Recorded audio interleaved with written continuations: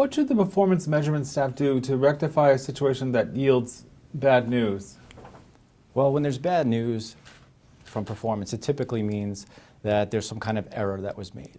And so the best way to handle it is to get ahead of it. And you do that by quick and clear communication to the people who are affected.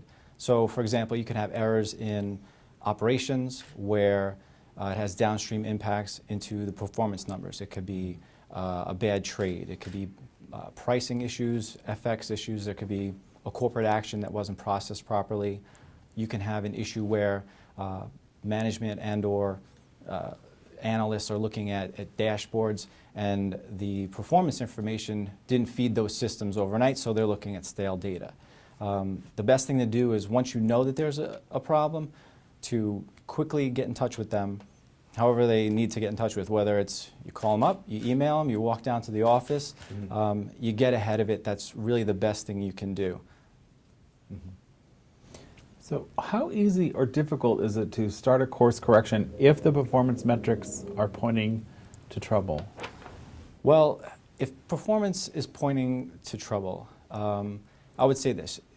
In performance measurement, time increases your significance. So if there's a portfolio manager out there with terrific performance for a few weeks versus a manager who's out there for a few years with terrific performance, it's a little more significant for the one who has a longer track record, okay?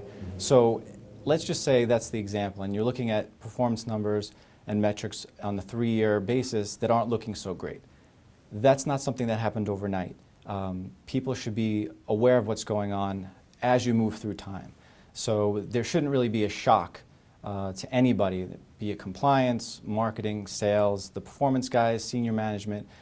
As far as course correction goes, it really depends. There's a couple of things that can happen.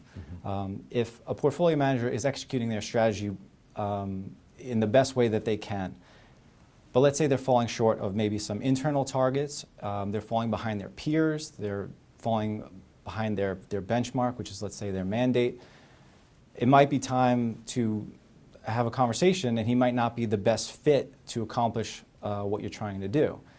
If it's simply a matter of the strategy is doing poorly, for example, it could be a time where growth stocks and growth mandates are doing well, but you're a value investor, you're not going to look that great, but you have to look at it within context. So to course correct, if you're executing a strategy well and you're doing everything that you claim to do in your mandate, the course correction I would say that you could do is increase your communication to your clients. Your clients are going to want to know why the whole world is doing terrific and you're lagging behind. Well, you got to remind them why they're invested in your strategy. Maybe you're preserving their capital, you're preparing for a market downturn, and you remind them of why they put their money with you in the first place.